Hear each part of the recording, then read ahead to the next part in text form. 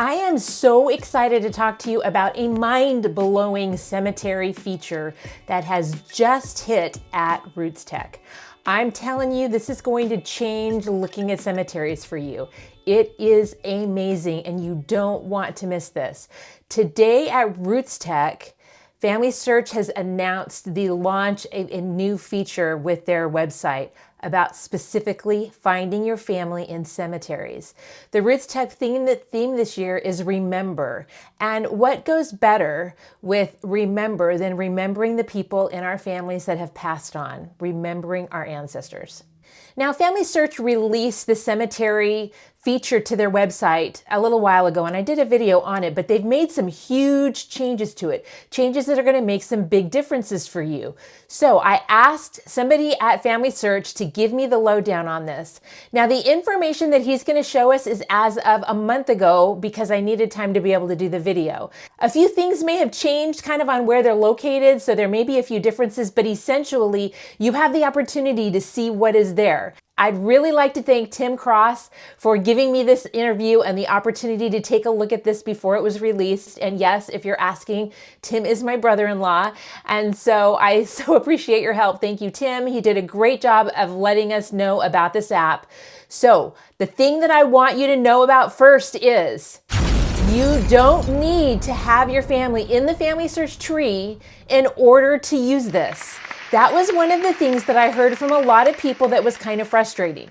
They didn't participate in the collaborative FamilySearch tree, and so some of the features of the app were a little bit limited for them. Well, that has changed. And if you do participate in the FamilySearch tree, it's even better. Check this out. This is the main landing page without signing in. These cemeteries are not casually chosen. These are the top cemeteries that people look for out in Google. If you come and you sign in and you come over to the map, it detects where you're at and it brings up, it knows I'm in Florida and it brings up the local ones.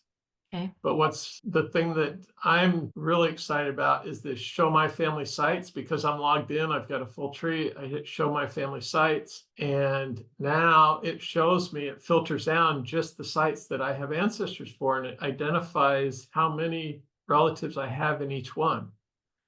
Ooh. So this is different than the last time you showed it because we only had like 11 sites that had this capability. Now it's across all the sites that we have, which is pretty cool. I didn't realize we had an ancestor down here in Arcadia, so I brought this up.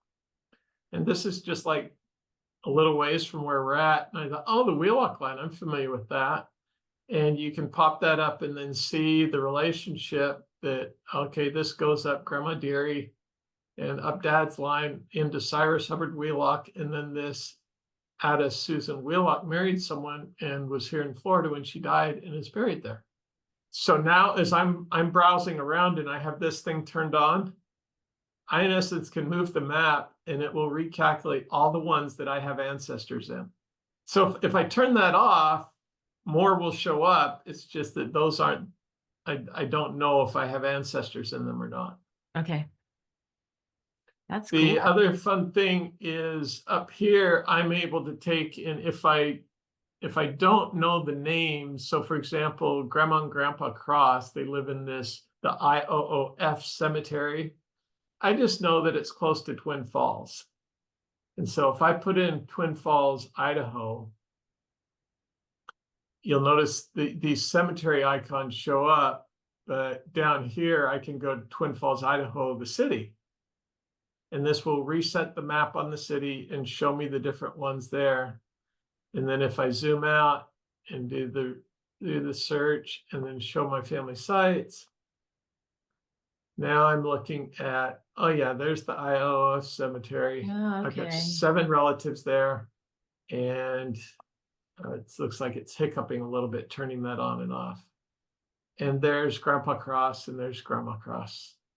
In essence, our goal is to have, and the whole theme of Roots Tech, which is kind of neat, is to remember everybody. Yeah. To not forget and this folds right into it.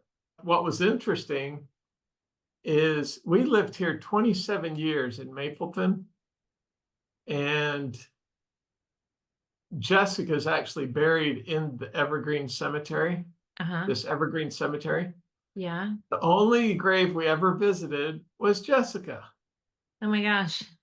I've got 67 other relatives there. My great granduncle is there. Alexander Bills is in that Evergreen Cemetery, and I never visited his grave.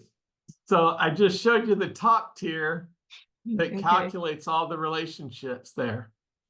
The next tier is someone may have a relative or may have an account, but they may not know the relative. So what you can do is, so that's the button that calculates that. You can actually come in here and you can identify someone. So give me your grandma or someone that way. Georgette Okay. Paston, Paston. Is that her? Yep. So see it now, if you don't have an account and you come in just through Google, you don't have to sign in. You can identify your relative and it will calculate Georgette's family sites. Identifies her burial location down here, Right. but then it should crawl the tree from her. And what's kind of fun is, well, if you're not logged in, you don't have a thing, then it's prompted to view the relationship and build your tree to them. So if someone doesn't have an account, they don't have a tree, and they identify their grandparent, it's like, oh, that's my grandma. Now it's real easy to connect between them, and they're building their tree, etc. I did the first two tiers. People that have a full tree, you just hit the button, and then those that don't have the tree, they can identify someone that will then calculate it off it. And now we've got just the person search. So if I come up here and I just say, okay, show me all the Billses, and I hit enter, it can filter down based on just the sites that have the Bills in it. So if I come into the Provo City Cemetery, Oh, wow. we'll see that it filters down just based on the Billses. And here's Anita Laree Bills. If I put Anita Bills on here, it does a text search rather than based on relationship. Does that make sense? Totally. That's awesome. So you can do the whole site thing just, again, if you don't have an account or anything, you can just do it based on text. I've got to tell you, I really love this feature. And the reason that I love the feature is that if I'm doing a project for a client and I want to find people with a surname in a particular location, I know the family lived in this location and I want to find somebody with a particular surname in the location. Sometimes researching that on Find a Grave is a little bit clunky, and I may not be able to find what I'm really looking for.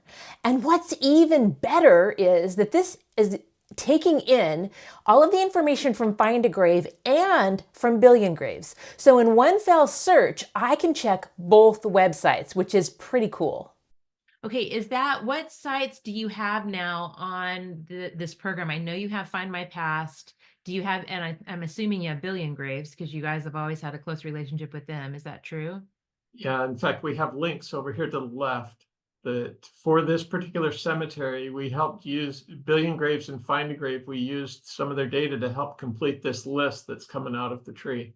And so we link over to Find a Grave and Billion Graves. That's so helpful because there's so many times when I'm doing a cemetery search for a client, right? Where I'm trying to find where somebody was buried and I know generally where they were buried. And it's a pain to go from one platform to the other. Wow, that is really cool. I like that a lot. So now we go a little bit more granular. And for mom and dad, I actually put in their burial location. And so we allow you to put a pin on exactly where the headstone is. And if that's not the right location, you can hit edit, you can move the pin and then save it. For those that don't have it, if I come out and Mary Bills, it says add burial location. We've coordinated with Find a Grave and Billion Graves. If they feed in the burial location they've given this to us, we actually click on this and it takes us over to their site on their map. Okay. On the location. For this one, they didn't give it to us, so I can bring this up and I can move this to where I need it to be over the right headstone. And then if I hit save, it would save it for everybody else. So we've got a collaborative community effort to go out and capture those locations specifically so that if you bring this up, so this little link, I showed you this last time, each site has that little link and it'll bring up a QR code, making it real easy for someone to just scan. So if you're at the cemetery and you're using this and someone goes, "That's cool, what is that?" You hit that little link, QR code comes up, they scan it, now they've got the experience on their phone. That's awesome, Tim. I love it. So that's the game. We do this for the entire world. No one should be forgotten. And this works. Everything I showed you was here in the US. If I come over here to Europe, works in Europe, works in Latin America, works in Asia. It's pretty much the same thing. What website cooperate? Is it still all finder graves and billion graves, or are you guys incorporating other burial information from other places? We're open to whoever has anything that they've got. So yeah, we're not giving any exclusives. And the best part, a lot of people get frustrated because a lot of my videos focus more on the United States because I'm here and that's where I research. But there's a lot of great information on this website for people worldwide. It's not just a US-based feature. So I don't care where you live, this can help you. All right, so I wanted to give this a try myself. And so I was able to go in and take a look at this a little bit more carefully because it didn't work well for my grandmother. There's a hitch there, which Tim's actually looking into. It didn't function properly, but it did for my other grandmother. So let me show you how that's working. So I've come into the website and I'm not signed in. And now I click Show My Family Sites, and then I can sign in or I can create an account if I don't already have one, whatever you want to do there. And it's going to give me a tutorial that's going to walk me through the process of how I can use that. So with me showing my family sites, you can see all of the different places in Orange County where I have relatives buried. Pretty slick. And if I go to one of them, Loma Vista Memorial Park, I see my grandmother was buried there, but I also see that some of my Harris relatives were buried there, and I didn't know that. Now, if I unclick Show Only My Relatives, then I'm seeing everybody, the over 12,000 people that are in that cemetery. Now, I can return to the map right over there from a memorial park where I'm at.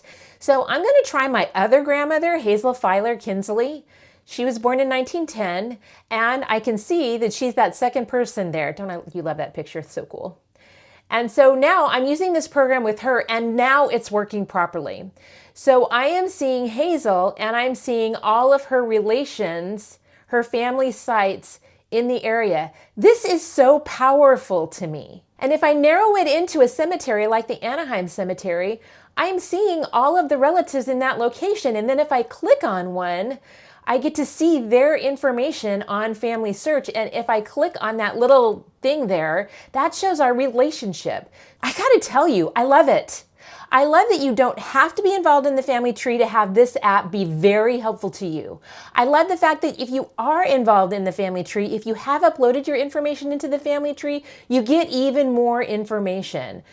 I'm an advocate of the FamilySearch tree. I know that sometimes it's a pain. It's a pain when people move things around. It's a collaborative effort. I get that. It's hard. But there's so many advantages to having your family in the tree, and this is just one of them. So thank you, FamilySearch. Loving Roots Tech. Have a great day.